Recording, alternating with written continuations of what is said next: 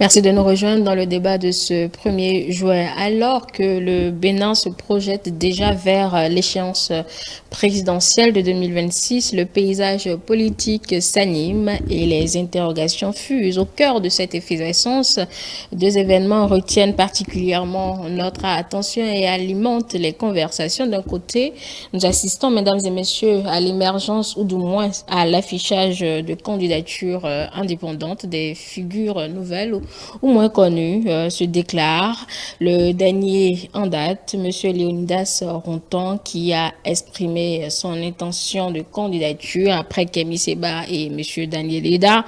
Mais la question demeure, sont-elles de véritables alternatives ou de simples quêtes de visibilité? Faut-il les prendre au sérieux ou est-ce un bruit de fond que nous devons simplement ignorer? De l'autre côté, un ballet politique discret mais persistant intrigue l'opinion publique. Les rencontres répétées entre l'ancien président de la République, Boni Yayi, et l'ancien président de l'Assemblée nationale, Maître Adrien Rongwedji. Des échanges qui se multiplient, mais dont le contenu reste secret pour l'heure. Que cache ce silence? Quel message, quelle stratégie, quels enjeux se jouent derrière ces rencontres répétées? Nous faisons le débat. Bonsoir à vous, chers débatteurs. Bonsoir à vous deux. Bonsoir. Bonsoir à vous. Vous avez raison. Bonsoir Delphine Gagana. Bonsoir Madame Toubla. Je sais que vous vous portez bien. Vous êtes technicien en assurance et analyse politique. Julio Tometti, bonsoir. Bonsoir Jean Toubla, bonsoir aux téléspectateurs de télé. Vous êtes juriste et analyste politique. Nous avons normalement un troisième, Roméo Aïsegbe, mais apparemment il est toujours coincé dans un bouchon à Togoudou là-bas. Bon, là nous devons commencer. Alors on démarre par le premier sujet, celui de ces indépendants qui se déclarent pour la présidentielle de 2026. Nous voulons nous attarder un peu sur la motivation et également la crédibilité. Alors Julien Tometti, je commence par vous. Comment vous analysez ces déclarations qui viennent de ces personnalités, en tout cas des candidatures indépendantes à la présidentielle de 2026, alors que nous connaissons les conditions pour y aller? Non, il faut dire en fait que ces compatriotes qui déclarent leurs intentions pour être candidats pour l'élection présidentielle de 2026, ils profitent simplement en fait quelque peu du silence en fait ou du laxisme de la classe politique par rapport véritablement au vrai débat qui puisse faire révéler aux Béninois en fait un certain nombre de visages.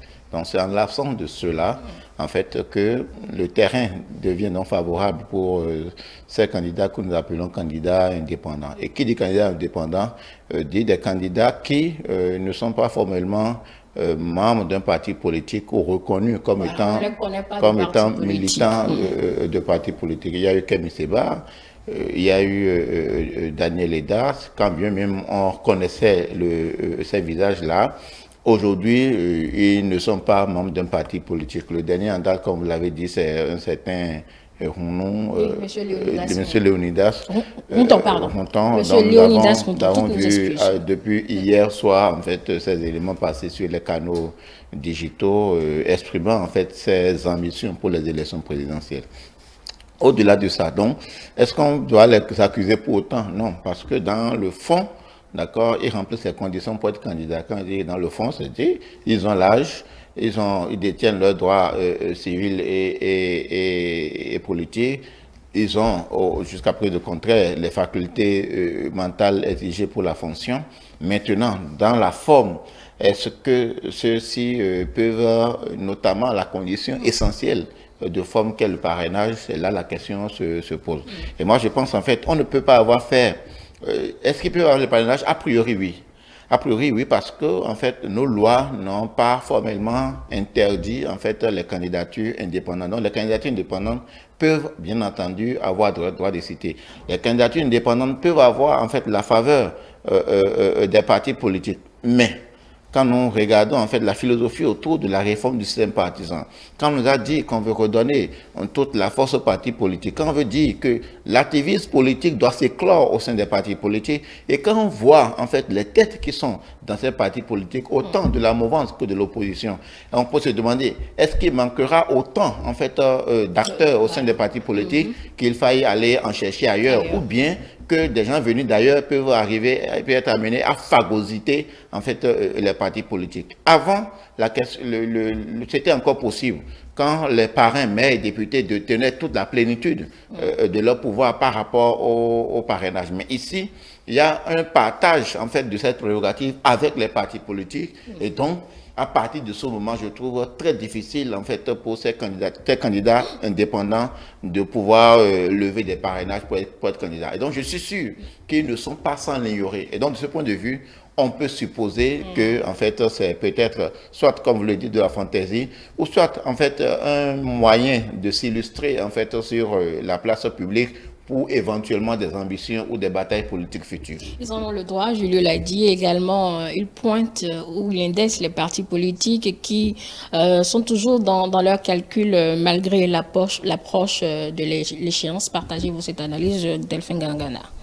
Oui, il faut commencer par dire que c'est seulement pour les élections de liste, de présentation de liste, c'est-à-dire les élections communales, législatives et puis locales, que l'exclusivité est réservée aux partis politiques. Mais pour les élections présidentielles, l'exclusivité n'est pas totalement réservée aux partis politiques parce que chez nous au Bénin, un président, c'est comme, en tout cas les élections présidentielles, c'est comme un rendez-vous avec un citoyen et le peuple. Donc du coup, ce n'est pas que c'est seulement les partis politiques qui sont appelés à compétir. Les individus peuvent compétir, mais seulement qu'il y a des conditions et qu'il faut... C'est la condition qui amène justement s'interroger, Delphine Gangana. La difficulté de cette condition ne devrait pas nous amener à dire que c'est impossible. Parce que quoi? Pour aller aux élections, on dit qu'il faut avoir des parrainages. Si un parti politique a même des parrains, mais qui n'arrive pas à dégager un candidat en leur sein, il n'est pas dit qu'il ne peut pas désigner quelqu'un qui n'est pas un membre de leur parti politique, puisque la loi a bien prévu, et si vous lisez l'article 132 du Code, c'est bien dit, un député ou un maire ne peut parrainer qu'un candidat membre ou désigné du parti sur la liste duquel il a été élu. Ça veut dire que la possibilité de désignation d'un candidat hors du parti politique est possible. La seule chose... Je lui ai émis une thèse tout à l'heure qui disait qu'il n'est pas sûr qu'il n'y ait pas d'acteurs qui remplissent les conditions dans les partis politiques jusqu'à ce qu'on aille faire la cour à des indépendants hors des partis politiques. Non, pas forcément. On peut pas dire déjà que c'est parce qu'il n'y en a pas. Oui, c'est vrai que avant nous étions habitués à une effervescence où à chaque fois, bon, peut-être qu'il y a des gens... Mais n'oubliez pas que avant, on assistait à quoi? Il y a des gens qui ont envie d'une visibilité, qui donnent même la possibilité aux gens de motiver leur candidature. Il y a des jeunes qui ont besoin peut-être d'un peu de moyens, qui suscitent la candidature des gens. Ça veut dire que quoi? Que la suscitation de la candidature avant était juste peut-être que des moyens pour certaines personnes de se faire connaître ou des moyens pour certaines personnes de se faire de l'argent. Mais c'est vrai qu'aujourd'hui, quand vous dites que vous êtes... Parce qu'avant, quand vous dites même que vous êtes un candidat aux élections présidentielles, on peut déjà négocier avec vous parce qu'on estime que vous avez de l'électorat et que vous pouvez peut-être contribuer à quelque chose. Mais c'est vrai qu'aujourd'hui, quand vous dites que vous êtes un candidat aux élections présidentielles, on va se dire, est-ce qu'il est sûr d'aller quelque part? Est-ce que ce n'est pas un plaisantin? Mais quand on légifère pour des difficultés, ou on légifère pour maintenant et pour le futur. Ne veut pas dire, c'est vrai qu'aujourd'hui, l'environnement politique est fait de sorte à ce qu'on a peut-être 3 ou 4 grands partis politiques. Ne veut pas dire que demain, qu'on n'en aura pas plus.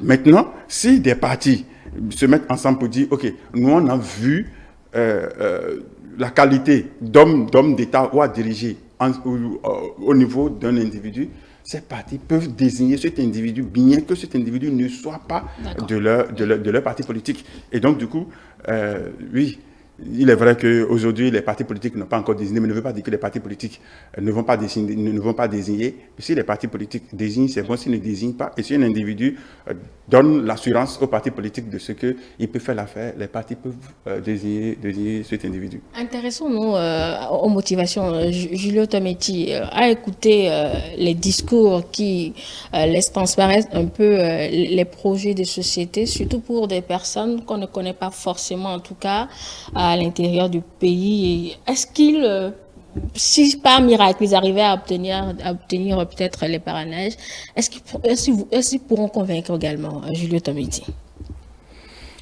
Non, en fait, le système de parrainage fait que lorsqu'un parti politique accorde son parrainage à un candidat, ça veut dire que c'est le parti politique qui porte cette candidature.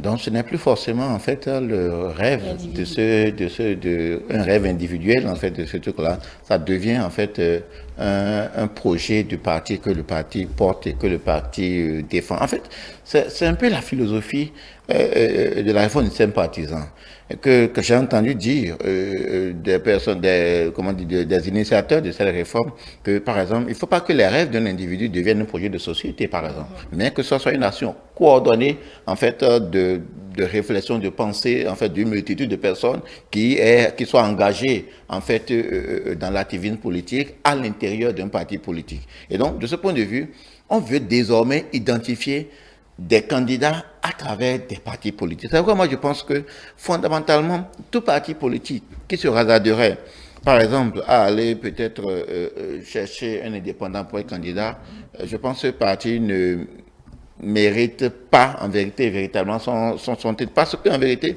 ça aurait été, je ne veux pas dire insulte.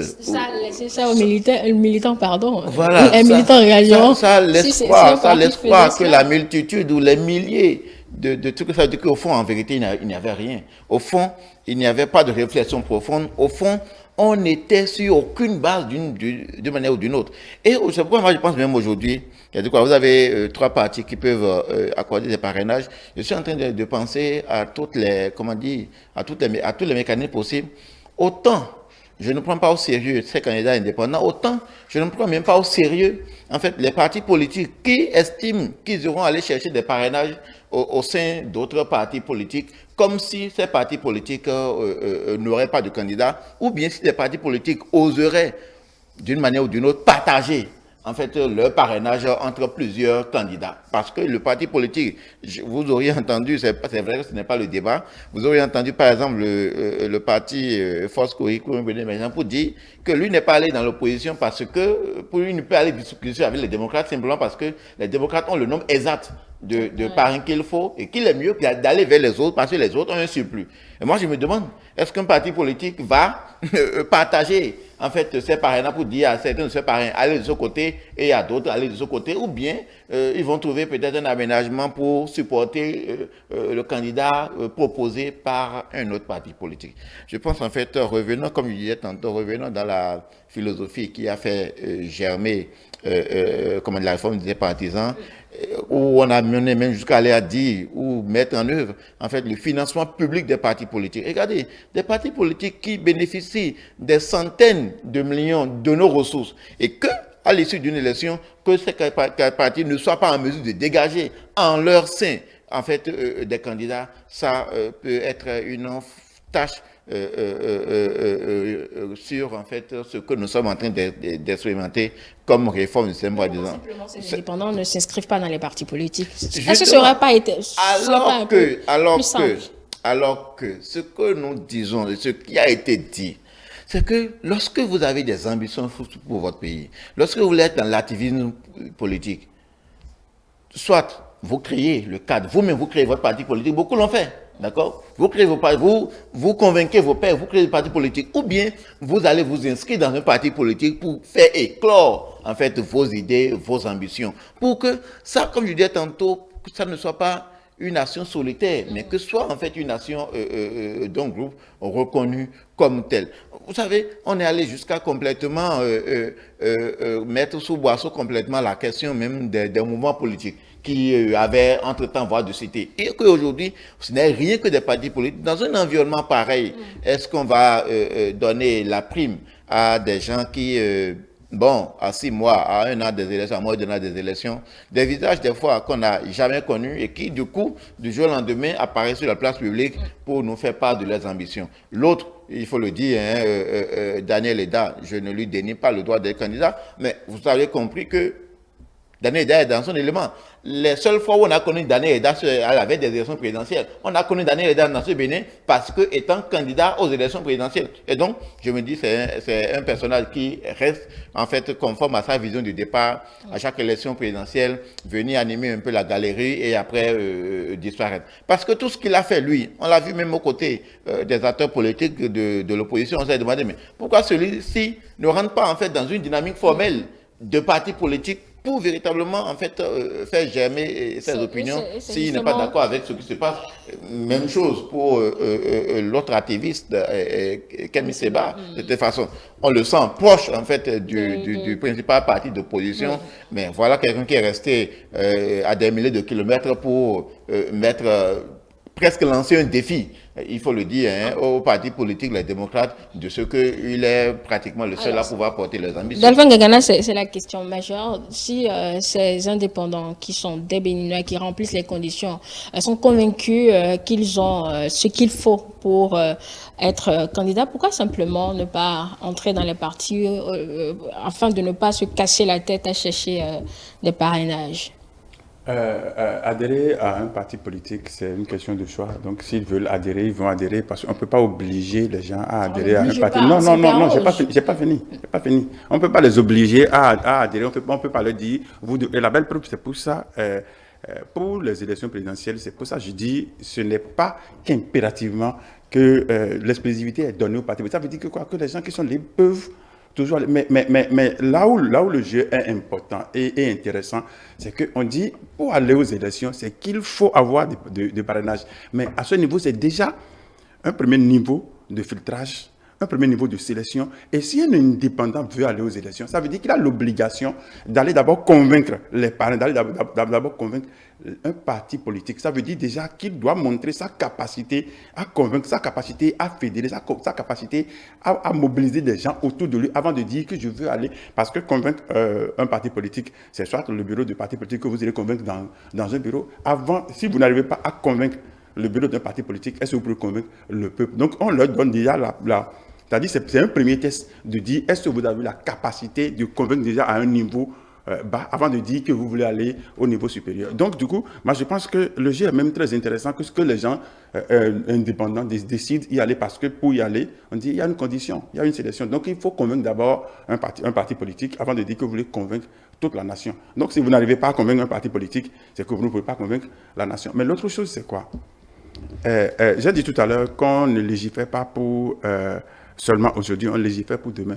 S'il arrivait que c'est un seul parti politique qui dispose tous les élus, c'est-à-dire les élus députés, les élus maires, est-ce qu'on ira aux élections avec un seul candidat? Non, on ira aux élections certainement avec 2 candidats. La belle preuve est qu'en 2021, on n'a pas été aux élections avec un seul candidat désigné des deux parti qui dispose d'élus en son temps. On a trouvé une alternative pour permettre à quelqu'un d'autre, parce qu'on ne fait pas compétition seul. Pour faire une compétition, il faut être à 2. Donc, du coup, si à l'avenir, si on ne donne pas la possibilité même de choisir, d'accompagner quelqu'un, parce que n'oubliez pas que le parrainage, c'est un document administratif laissé dans la main des partis politiques.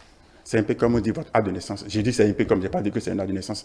Mais c'est un document administratif laissé dans la main des partis politiques, histoire de leur donner la capacité de sélectionner, déjà pour éviter d'amuser la galerie. Donc si on ne donne pas cette possibilité de dire, même si vous n'avez pas chez vous, vous pourrez aller chercher ailleurs, mais on risque d'être bloqué le jour où on va se retrouver dans une position où un seul parti politique, c'est-à-dire dispose de l'intégralité des élus. Donc du coup, il faut donner cette possibilité pour dire on ne sera pas bloqué.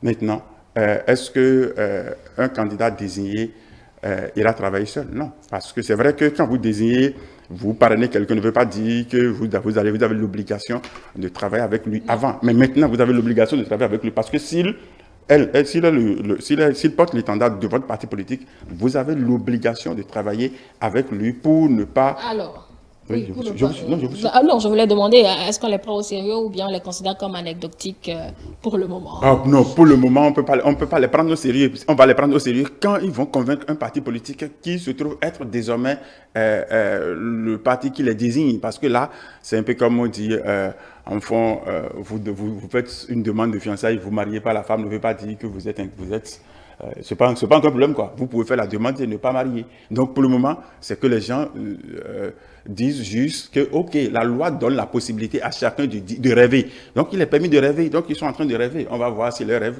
se concrétisent. Oui, Julio Tometti, le public doit s'y intéresser ou on les considère comme anecdotiques pour le moment? Voilà, et dans le dispositif législatif béninois actuel, c'est quelqu'un qui soit membre d'un parti politique ou indépendant, s'il veut être candidat, sérieusement candidat, quelle doit être sa cible?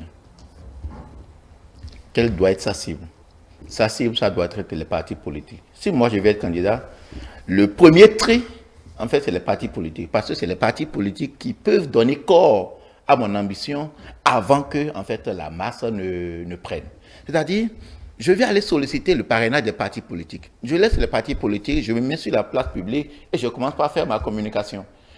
Et c'est après avoir fait ma communication, mon one-man show, excusez-moi de le dire comme ça, que peut-être après je choisis le parti politique ou les partis politiques vers qui j'irai pour aller peut-être les convaincre de mon ambition, de mon truc là. Sinon, je considère que celui qui est en train, un indépendant, qui est en train de vouloir déclarer sa candidature aujourd'hui, c'est-à-dire des mois avant, je suppose, qu'il a commencé des discussions en sourdine avec les partis politiques dont il veut solliciter le parrainage des députés et maires. Et qu'il a déjà, même si ce n'est pas total, un début d'accord de principe et que peut-être il recherche aujourd'hui en fait une sorte d'assentiment populaire pour convaincre davantage le parti de ce qu'il serait la meilleure carte. Si ça n'avait pas été fait, il faudrait avoir un certain ancrage. Si ça n'avait pas été fait, sauf que nous considérons ces candidatures comme simplement du populisme ou comme nous l'avions déjà dans les années antérieures, des gens qui, à l'orée des élections, viennent faire leur populisme et disparaître après. Mais qui, au fond, ils investissent quand même de l'argent dans cette déclaration de candidature. Pour le moins, attendez, des gens qui venaient, le Bénin est comme ça, des gens qui venaient au truc là, réunissent des dizaines de millions, vont aux élections, recueillent 0,05% et disparaissent. L'élection, 5 ans après, ils reviennent. Vous avez des noms. Donc, à partir de ce moment-là, c'est à cela qu'on se dit, chacun vient, en fait, en période électorale, avec un agenda, avec ce qu'il recherche, agenda qui n'est pas forcément un agenda électoral, d'accord? Donc, chacun sait, en fait, comment s'illustrer sur la place publique. Peut-être que ça sert d'autres intérêts, on ne le sait pas, mais sur le plan formel des élections présidentielles, en tenant compte aujourd'hui de notre architecture législative, il faut considérer ces candidatures comme des candidatures pas trop sérieuses. Ça sert aussi d'autres intérêts, selon vous, Delphin Yangala. Je suis d'accord avec Julio parce que, oui, lui prend seulement le cas de ceux qui sont là maintenant et qui déclarent leur candidature. Oui, c'est vrai que peut-être que ce sont des gens qui amusent la galerie, mais il faut prendre certaines choses au sérieux. C'est vrai que le parrainage, je l'ai dit, le parrainage, c'est... Oui, vous l'avez développé. Hein. Non. On va pas revenir là-dessus. Non, laissez-moi finir. D'accord. Laissez-moi finir. J'ai dit, le parrainage, c'est un document administratif comme tout autre document. C'est parce que c'est laissé dans la main des partis politiques. Vous savez qu'il y a des gens qui peuvent dire, je serai candidat avant, mais qui sont incapables de payer leur caution. Mais c'est aussi une condition. Mais il y a des gens qui peuvent dire je serai candidat avant, mais ils n'ont pas la capacité de payer leur caution. Ils n'ont pas la capacité de pouvoir prouver leur capacité à être à jour vis-à-vis de fisc pour avoir le quitus fiscal. Donc, mais il y a aussi ça, il y a aussi ces conditions, c'est-à-dire ces pièces qui sont capitales pour le dépôt de candidature, mais que nous ne regardons pas. C'est vrai que le parrainage, ça intéresse. Ça braque tout le monde, ça intéresse tout le monde. Mais l'autre chose, que peut-être qu'il y a des gens qui font des négociations en sourdine que nous ne connaissons pas, parce que ce qu'on appelle négociation, ce n'est pas forcément sur la place publique, ce n'est pas au vu au-dessus de tout le monde. Maintenant, il y a des gens qui peuvent même faire une communication pour mettre la pression sur certains partis politiques à dire, bon, ok, dites quand même quelque chose, ou qui peut peut-être être en négociation et qui vont dire, ok, je vais déclarer ma candidature pour mettre aussi, parce que chacun a sa stratégie. Mais l'autre chose, il a dit au début, en l'absence d'un chien, les moutons seront aussi autorisés à chasser. C'est possible. Donc, du coup, non, c'est une parenthèse. Ce n'est pas pour dire. Oui. Non, c'est pour caricaturer. C'est juste pour dire, comme les autres n'occupent pas la place, il y a certains qui trouvent qu'il faut occuper la place, histoire. Oui, dit comme ça, c'est encore mieux. Je veux dire une dernière chose pour illustrer davantage la qualité peu sérieuse de ces candidatures. Il ne ramène pas une histoire de chien. Non, pas du tout. Pas du tout. C'est Gangana qui est friand des anecdotes. Allez-y. Et vous savez, la dernière fois, la sortie du compatriote Nouroudine Sakassali, il a dit quelque chose d'extrêmement important dans cette déclaration. Il dit que si nous étions dans l'ancien système, que s'il n'y avait pas en fait cet embrigadement institutionnel par rapport aux questions de candidature, que lui aurait déjà déclaré sa candidature. Ça veut dire qu'il sait qu'il y a un cadre formel et que vous ne pouvez pas en fait faire une expression de candidature en dehors de ce cheminement-là. À partir de ce moment-là, tous ceux qui se mettraient en fait autrement que d'adopter une telle posture, je crains qu'il ne soit pas possible véritablement de les prendre au sérieux. Parce que c'est une démarche. Ça. Et le gars dit, si on était encore dans l'ancien système, j'aurais déclaré ma candidature. Mais ce système tel qu'il est institutionnellement figé, il n'y a pas d'expression possible qui soit en dehors des expressions possibles de candidature, qui soit en dehors des partis politiques. Parce que ne voyez pas les partis politiques détenteurs des parrainages seulement comme des partis politiques. C'est des partis politiques qui ont été une fois devant l'électorat et que l'électorat a validé, d'accord, à travers les élections communales et municipales, à travers les élections législatives. Ça veut dire qu'ils ont une part de l'électorat qui, à un moment donné, les a validés. C'est pourquoi aujourd'hui, ils sont d'une manière ou d'une autre maîtres des parrainages. Donc, le parrainage n'est pas ex nihilo. Le parrainage est une prérogative que les partis politiques qui découlent en fait de cette confiance que la masse populaire leur a conférée à l'issue d'une élection. Et donc, vous ne pouvez pas en fait dire que vous voulez représenter le peuple en n'allant pas voir en fait ceux à qui le peuple jusque-là a donné caution pour valider les candidatures. Alors, faut-il ignorer ces indépendants? Je serai le dire pour le moment, puisque c'est la suite qui va nous édifier. Peut-être qu'ils sont dans des discussions avec les formations politiques, mais une question majeure, est-ce que les formations politiques laisseront les acteurs, les militants au sein de ces partis à la recherche d'autres? Donc, ça reste une équation à plusieurs variables. Allez, le second sujet, il y a du mouvement encore du côté de domicile de l'ancien président de l'Assemblée nationale, Maître Adrien Ngouedji, qui a reçu une énième visite, on peut le dire, de l'ancien président de la République, Boni Yayi, une autre visite qui suscite moult interrogations. Alors, Delphine Gagana, cette fois-ci, la première question, elle est pour vous. Comment vous analysez cette fréquence de rencontres entre ces deux personnalités?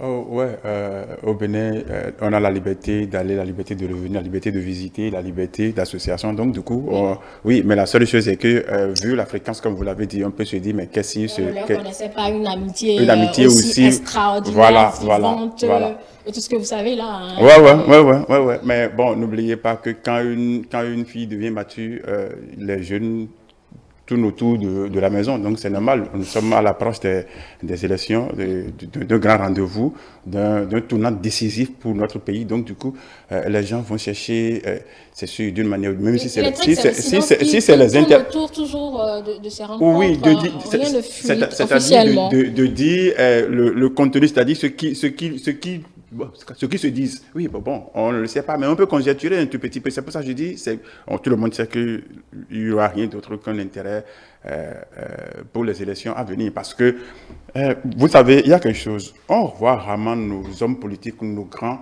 hommes politiques s'associer pour discuter d'un autre sujet autre qu'un sujet électoral. Vous n'allez pratiquement jamais, je dis pratiquement, je n'ai pas dit qu'ils ne le font pas. Qu'ils ne le font pas. Je n'ai pas dit qu'ils ne le font pas.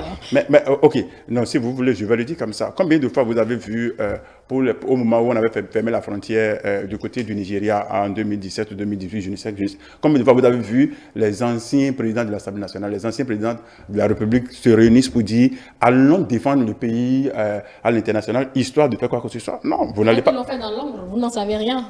Ils communiquent sur ce sur quoi ils veulent communiquer. Au Niger, ça c'est Niger, j'ai dit Nigeria. Donc, allons, mais du côté du Nigeria, qu'est-ce qu'il y a fuité, qu'est-ce que ça a donné? Donc, du coup, non, c'est une parenthèse, c'est pour dire que l'intérêt, ce n'est que les élections, ça ne peut que être les élections à venir et que chacun cherche à tirer le drap de son côté pour dire, bon, ok, parce que n'oubliez pas, il y a quelqu'un qui, est-ce que je vais le dire comme ça, qui est pratiquement en train de bouder son mari. Est-ce que les amants, est-ce que les tireurs d'élite ne vont pas le convaincre à aller de son côté? Donc, du coup, c'est une question de négociation d'intérêt et que ça, c'est pour les élections générales de 2026. Ça ne peut que être ça. Le silence persistant, Julio Tometti, sur le contenu de ces échanges, pour vous, est-il une stratégie délibérée pour opérer loin des projecteurs, encore qu'on laisse fuiter des images de la rencontre? Pourquoi ce silence sur le contenu même? C'est ça qui intrigue.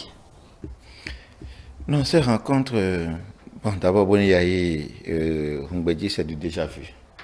Déjà vu sur plusieurs plans, et ça n'accouche pas généralement de grandes choses. Hein, déjà vu à la veille des élections présidentielles de 2016, on a vu en fait ce que la masse populaire en a fait après. On a vu dans les... On a vu... Julio Tometti, on a vu après l'arc-en-ciel au-dessus de la Corée, en tout cas de la Corée quand même, pour 2016, vous l'avez vu. Ah, Julio Tometti. Et on a tous été témoins de l'aboutissement. Hein, bon, dit comme mais ça, oui.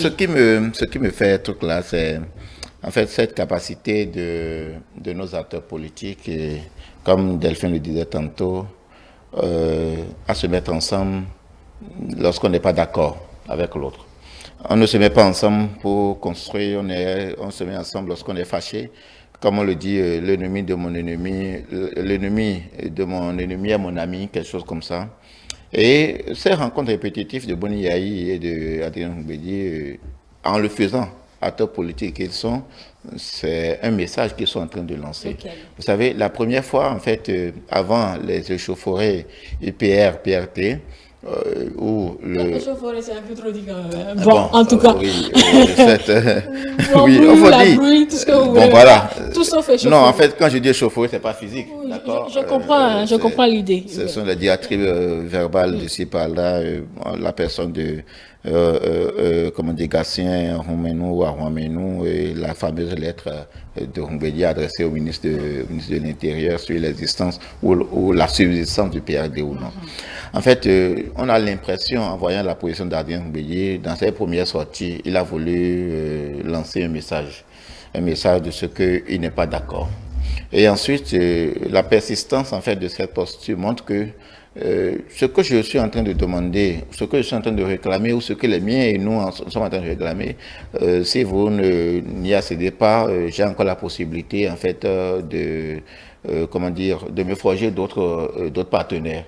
Et ce partenaire qu'il a trouvé, c'est bien entendu, en fait, Boni Yayi. Et quand vous entendez les militants de l'ex-parti PRD qui sont toujours encore en symbiose avec le président Adrien Humbedi, l'adhésion d'un certain nombre, la probable adhésion d'un certain nombre, c'est comme en fait une menace qu'ils font peser en fait sur la mouvance actuelle à la veille de cette élection. Parce que, il faut le dire, le PRD, l'ex-PRD, se sent quelque peu brimé au sein de la mouvance présidentielle. Et qu'est-ce qu'ils cherchent? En fait, c'est un bouée de sauvetage. Et ce bouée de sauvetage, bien malheureusement, ils pensent que c'est Boni Yayi à travers le parti Les Démocrates qui peut le leur offrir. Parce qu'il n'y a aucune espèce d'amitié, il faut le dire. Renvoyons-nous un peu dans le passé pour nous rendre compte qu'il n'y a aucune espèce d'amitié, même que ce soit peut-être entre des personnes d'une certaine génération qui existent ou bien qui est préexisté entre Boni Yayi et Adrien Humbedi. C'est toujours des dissensions. Et c'est à la veille, lorsqu'on est dos au mur, lorsqu'on cherche un partenaire du moment par rapport à une ambition électoraliste, qu'on se met ensemble. On se met ensemble, ça ne marche pas, chacun reprend son chemin et ça fait bien malheureux, excusez-moi de dire comme ça fait bien malheureux pour la personne de Maître Adrien Mbedi, acteur politique qui soit depuis les années 90, acteur majeur en fait de la conférence nationale. Adrien Mbedi aurait pu être celui qui incarne en fait le renouveau démocratique en 91, tout ce qu'il a inspiré, et que ces derniers jours, depuis en fait 2015, ce que nous sommes en train d'observer, et que ce soit sur cette image-là qu'un tel personnage, parce que qu'un tel personnage quitte la scène politique, ce serait bien malheureux. Parce que j'ai l'impression que les deux, Boni Yahi et comment dire, Adrien Mbedi, veulent jouer ce qu'on peut appeler leur ultime, en fait, c'est l'ultime combat ou l'ultime bataille politique que les deux sont en train de vouloir jouer.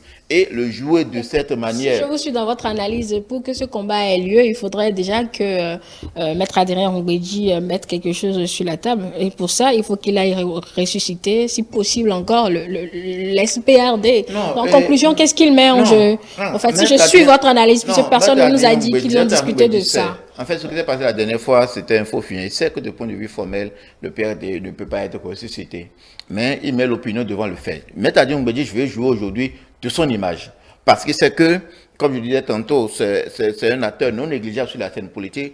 La personne de Maître Adrien Mbedi seul, sans un parti politique PRD, il faut le reconnaître, qu'on soit d'accord ou non avec lui, il faut le reconnaître que ça va drainer une certaine opinion. En fait, c'est sur ça que Adrien Mbedi veut jouer, et jouer sur toute l'émotion en fait de ceux qui ne sont pas contents de la gouvernance en fait d'une certaine façon, pour s'illustrer aujourd'hui comme une alternative. Mais ce n'est pas à ces vieux jours qu'on constitue pour un peuple comme le nôtre une alternative. Ce n'est pas à cet âge-là qu'on tente de regenter une alternative. Non, je ne le juge pas, j'apprécie simplement en disant que le Béninois a tant vu en fait Adrien Mbedi qu'il aurait aujourd'hui peut-être aimé beaucoup plus le voir en fait dans une position de conciliation et non comme un acteur politique de premier plan. Et parce que quand je vois en fait sa génération, il est presque le dernier encore qui tente en fait tant bien que mal de subsister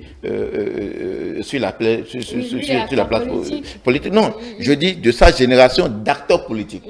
Je ne vais pas commencer par citer des noms. Et donc, il faut s'en rendre compte. Et nous étions tous même contents à un moment donné de dire, pas contents forcément, on a presque l'impression que les vieux ont quelque peu disparu. Et bim, nous voyons Maître Adrien Mbedi à l'issue de quelques rencontres tenter de surgir comme un phénix qui s'ébranle en fait des fumées de ses cendres. En absence de messages clairs, vous avez dit, Delphine Gagana, on peut se lancer dans les conjectures. Voilà l'impression, en tout cas, le message que ces rencontres répétées renvoient donc à Julio Tometti. Pour vous, quel message ces deux figures politiques essaient d'envoyer à travers ces rencontres sans communication officielle de l'issue? Oui, sans être dans un système de rédit, c'est un combat politique, c'est un intérêt politique. Mais la chose, c'est quoi? N'oubliez pas, comme Julio l'a dit, en 2016, on a eu chaos plus chaos, mais qui a donné échec. Parce que le tout ne suffit pas de se mettre ensemble pour dire on fait vraiment un travail. Mais si vous mettez ensemble sans le cœur, sans la vision, sans la volonté, sans la motivation, c'est que vous allez beau vous mettre ensemble, mais ça ne donnera rien. Parce qu'il y a des gens qui peuvent vendre juste leur parti politique, mais les militants feront autre chose. En 2016, si on n'a pas pu obtenir le résultat escompté, c'est parce que les gens ont fait autre chose. Comme Julio l'a dit, oui, il y a les consignes de vote qui sont complètement autre chose que l'appartenance à un parti politique. Parce que n'oubliez pas, entre parenthèses, si le Béninois vous prend comme musaraigne, vous pouvez vous doucher dans l'océan constitué d'eau de Javel et vous rincer avec même du parfum Aquavie ou Saint-Michel mais vous allez toujours sentir, toujours vous trouver l'odeur. Donc le tout ne suffit pas d'être d'un grand parti politique pour gagner le cœur du Béninois. Si le Béninois ne veut pas de vous, vous pouvez tout faire, mais il vous prendra, c'est pas comme quelqu'un qui n'apprécie pas. Donc du coup, le jeu qui se fait, si c'est vrai que Maître Adrien Mbedi ne peut plus mettre dans la balance son parti politique parce que il se trouve déjà en mariage dans un mariage avec quelqu'un d'autre, mais il n'est pas interdit qu'il fasse un autogol.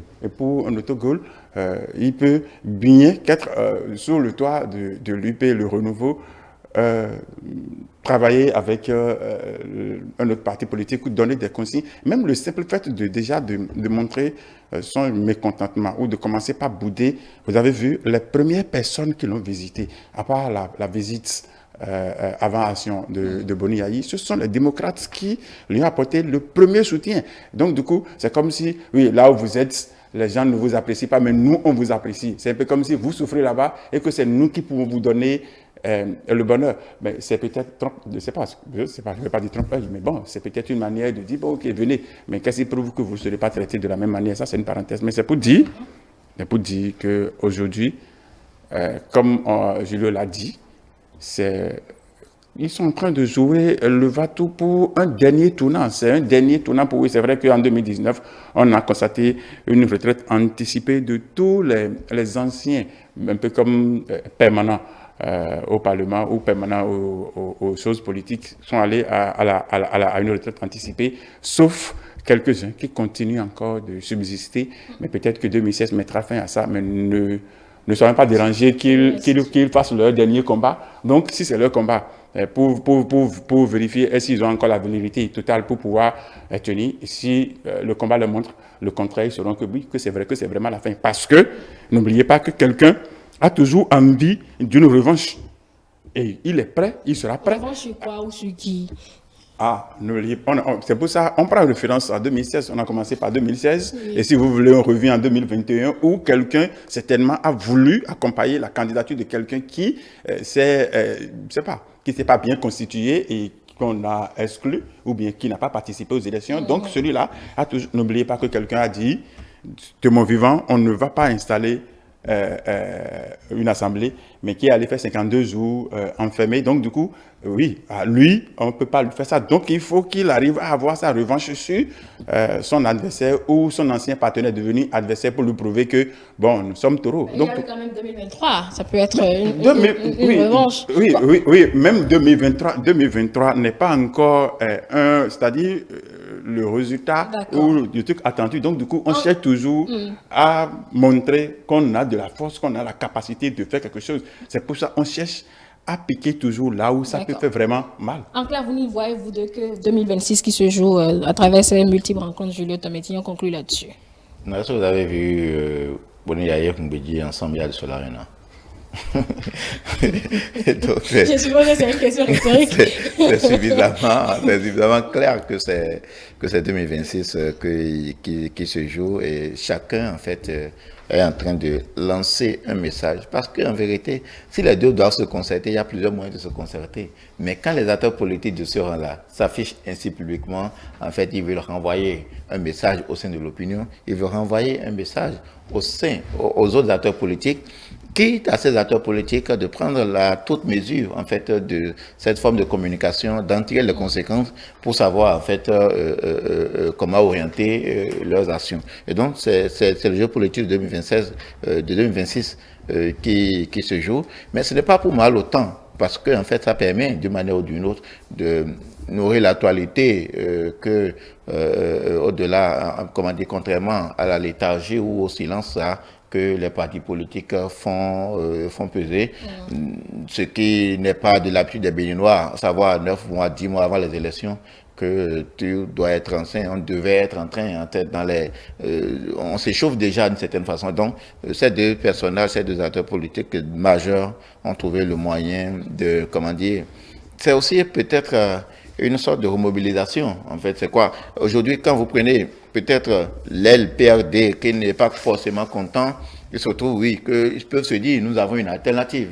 C'est qu'il y a quelque chose qui se prépare. Et donc, ça donne quelque peu, en fait, un vent de soulagement pour ces personnes-là, de savoir qu'ils vont, d'une manière ou d'une autre, compter pour les élections générales à venir. 2026. Allez, en attendant une communication officielle, donc, de ces rencontres répétées entre ces deux personnalités, voilà, donc, l'analyse de nos invités sur le message que ces séances renvoient. C'est 2026 qui se prépare, en tout cas, selon leur analyse à eux. c'est ainsi que nous allons mettre un terme aux échanges de ce soir. Merci, mesdames et messieurs, de nous avoir suivis. Merci à vous, Julio Tometti. Merci, Delphine Gagana. Merci quand même à Robert Isegbe qui est venu très en retard, mais qui n'a pas pu participer à l'émission. Bon, la prochaine fois, vous allez sortir un peu plus tôt, Roméo. Allez, mesdames et messieurs, merci pour votre fidélité. Nos programmes se poursuivent. Je rappelle que toutes nos productions restent toujours disponibles sur nos plateformes numériques e-télé avec vous, pour vous. À jeudi, pour ce qui concerne le débat du soir. Dès demain, mercredi, vous retrouverez les invités de votre émission, le Forum politique.